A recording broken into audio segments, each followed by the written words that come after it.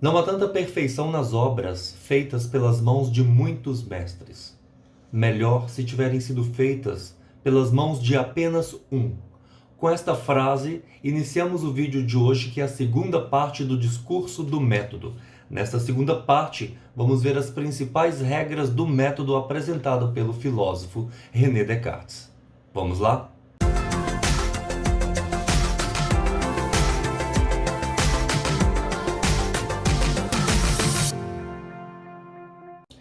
As guerras levaram Descartes para a Alemanha, onde ele serviu como soldado durante muito tempo e a muitos príncipes.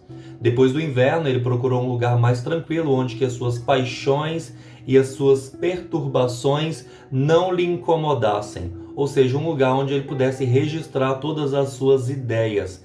E depois deste momento, ele conseguiu colocar alguns pontos específicos, como por exemplo, que não há tanta perfeição nas obras feitas pelas mãos de muitos mestres, e melhor seria se elas tivessem sido feitas pelas mãos de apenas um.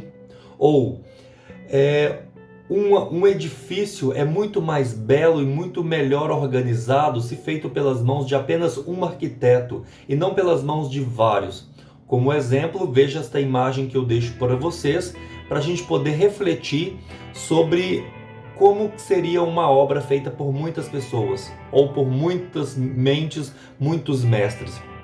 É uma imagem simples, lógico, só para fazer uma analogia, mas a gente pode pensar que um trabalho escolar, onde que cada aluno fica com um retalho do trabalho, uma parte, mas não sabem o resultado final, porque eles não estudaram a obra completa, só se especializaram em um capítulo e não sabem do que se trata realmente o trabalho. O resultado é assim.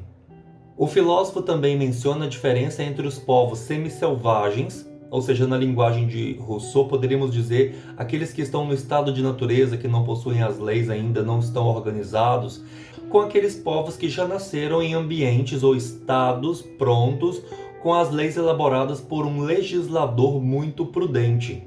E todas as ciências, por mais incríveis que sejam, possuem diversas opiniões, não se aproximam tanto da verdade quanto aquelas que são elaboradas pelo raciocínio de um homem que utiliza o seu bom senso e prudência na hora de descrever os fatos ou os fenômenos que lhe aparecem.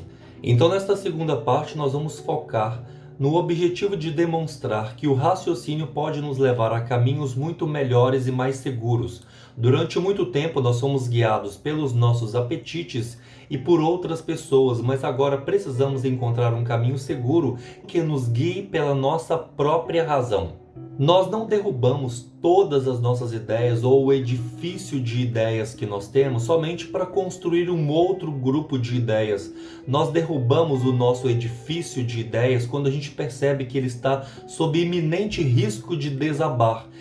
Neste momento, ao perceber que as nossas ideias estão tão fragilizadas que podem ser destruídas, nós vamos derrubar este edifício para começar a reconstruí-lo a partir da nossa própria inteligência, da nossa própria razão, verificando cada passo desta construção ou desta reconstrução para que ela não caia nos mesmos erros das construções anteriores que nós recebemos das pessoas, do meio social e do lugar onde nós fomos inseridos para viver e conviver com os demais. Uma coisa interessante é que Descartes elabora este edifício não com a intenção de apresentar um método para que as pessoas sigam na risca o que ele acaba de descobrir, mas ele quer mostrar como ele chegou a tais raciocínios e quer apresentar ao público estes raciocínios para que sejam avaliados por outras pessoas, não que obrigatoriamente sejam seguidos, porque cada um, por seus diversos raciocínios próprios, possam também erigir seus edifícios racionais, podem concordar ou discordar das suas ideias, desde que elas também sejam claras e evidentes, como as ideias que ele nos apresenta neste texto. Eu vou apresentar dois tipos de pessoas, e se você se encaixar dentro de um destes dois tipos, saiba que este texto de René Descartes é para você. O primeiro tipo de pessoa que René Descartes está se referindo são aqueles que se acham mais hábeis do que realmente são. Eles são muito inteligentes, muito hábeis, só que eles, por serem assim, agem precipitadamente. ou seja, não conseguem elaborar uma ideia do começo ao fim, porque a sua precipitação vão deixá-los atrapalhados no raciocínio. Por isso eles vão acabar seguindo o raciocínio de outra pessoa que começou a pensar e terminou o pensamento com mais clareza e evidência. O segundo tipo de pessoas, eles são também muito hábeis, eles são muito sábios, muito racionais, mas, por outro lado, a modéstia que eles carregam impedem que eles percebam que os pensamentos deles podem ser bons e chegar a uma conclusão clara e evidente. Por isso eles sempre vão achar que outras pessoas pensam melhor do que eles e vão aderir ao pensamento destas pessoas em detrimento de pensar por si mesmos. Enquanto a Descartes, ele acredita que estaria entre os últimos, ou seja, entre aqueles que são muito racionais, mas modestos, mas pensaria que os pensamentos dos outros são mais importantes do que o dele. Descartes estaria neste grupo se ele não chegasse à conclusão de que mesmo os mais doutos possuem pensamentos contrários uns aos outros, ou seja, opiniões diferentes. Então ele não estaria também neste segundo grupo, porque ele percebe que por mais que ele pense e que isso tenha validade com outras pessoas, ele pensa diferente de muitos. E dentre os que ele mais elogiava, mais lhe agradava os pensamentos, ele percebia que havia muita discrepância e diferença nos resultados. Chegou a essa conclusão porque desde o colégio ele aprendeu que as pessoas pensam diferente. É o que eu falo sempre com os meus alunos. Eu não quero que vocês pensem como eu penso, que eu não quero que vocês raciocinem como eu quero que vocês pensem como vocês mesmos.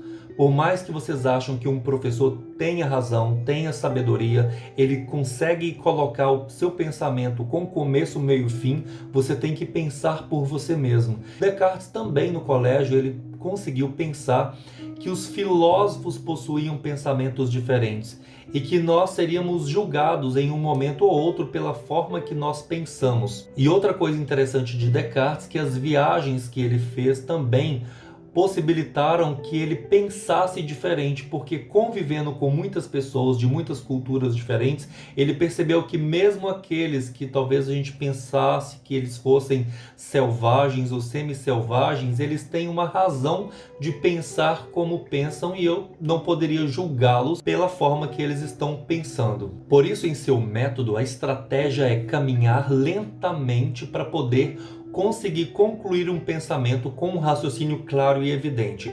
Poderia até demorar mais para chegar ao final, caminhando lentamente, só que por outro lado, evitaria que este edifício se desmoronasse, ao passo que pessoas que constroem com muita rapidez também podem cair na mesma proporção. Então agora nós vamos partir então para o método que René Descartes nos apresenta dentro desta segunda parte do seu discurso do método. E para a gente apresentar o método, precisamos então colocar algumas considerações.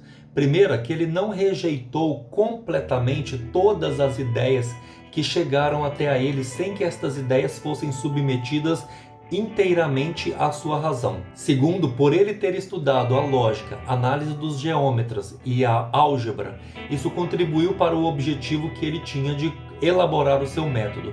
Mas ele percebeu que mesmo estas ciências ou estes conhecimentos possuíam alguns defeitos, então por isso ele precisava de um tipo de conhecimento que levasse a um resultado seguro e que não lhe restasse dúvidas, que chegasse a uma conclusão que fosse indubitável. E por que ele achava que esses tipos de conhecimento possuíam alguns defeitos? Não por terem defeitos em si, mas por não poderem dar a ele a certeza de poder chegar a um resultado seguro. Por exemplo, a lógica, por mais que trabalhasse com seus silogismos, não apresentava a ele nada além daquilo que ele já poderia saber. Ou seja, era uma forma de apresentar verdades que as pessoas já sabiam, mas só poder organizá-las de uma forma melhor. A álgebra dos modernos se dedicavam a matérias muito abstratas, aparentemente sem alguma utilidade, muito restrita a figuras, enquanto a análise dos geômetras se sujeitavam a certas regras que se transformavam numa arte confusa, o que para Descartes poderia atrapalhar o intelecto. Então nós temos 4 preceitos que eu gostaria de colocar aqui para vocês. O primeiro era: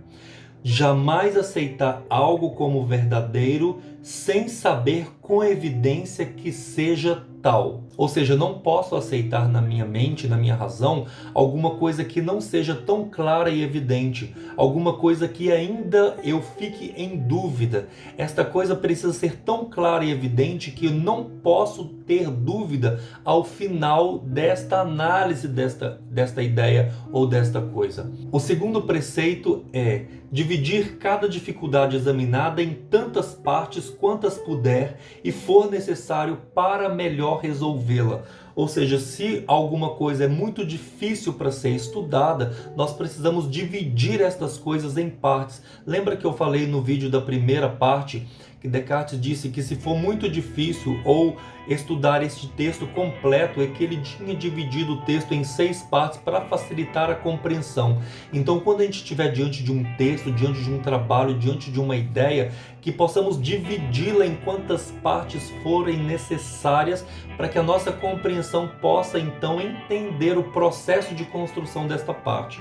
O terceiro preceito é conduzir pela ordem os meus pensamentos, começando pelos objetos mais simples e mais fáceis de se conhecer, para subir aos poucos, como por degraus, até o conhecimento dos mais compostos, e supondo até haver certa ordem entre os que não se precedem naturalmente uns aos outros. Depois de ter dividido então estas ideias em várias partes para poder analisá-las, eu tenho que então começar a analisar as partes que eu acho ou que eu percebo que são mais fáceis, mais simples, e depois procurando as mais compostas, as mais complexas, para que eu possa entender depois a obra em seu todo. E por último, o quarto preceito é fazer em toda parte enumerações tão completas e revisões tão gerais que me assegure de nada omitir. Eu vou enumerar cada parte, eu vou colocar e revisar cada parte uma por uma, para que eu tenha certeza de que não ficou nenhum parágrafo, nenhuma ideia, nenhum raciocínio para trás, que eu não tenha omitido nenhuma destas ideias. E o que mais agradava Descartes neste método é que com este método ele se sentiria mais seguro ao analisar as outras ciências, assim como ele fez com a álgebra, com a lógica. Ele vai utilizar esta mesma estratégia de estudar minuciosamente outras áreas, para que ele também possa ter algumas ideias que não lhe restam dúvidas. E que se estas ciências, outras ciências, também tomam emprestado da filosofia alguns conceitos, é preciso então a gente pensar quais são os princípios da própria filosofia, elaborar estes elementos, estes princípios. Só que Descartes vai colocar ao final da segunda parte que não é possível elaborar esses princípios de qualquer maneira ou qualquer época. Era preciso que tivesse uma idade mais madura, e ele coloca lá assim, de 23 anos, que é a idade que ele tinha na época, que é a idade que ele já era capaz de compreender por si mesmo algumas questões e poder iniciar todos estes estudos. Bom, esta foi as ideias que resumem a segunda parte. Espero que você tenha gostado. Aguardo você no terceiro vídeo desta série, que é a terceira parte do discurso do método de René Descartes. Se você gostou deste vídeo, compartilhe com seus amigos, curta e até a próxima.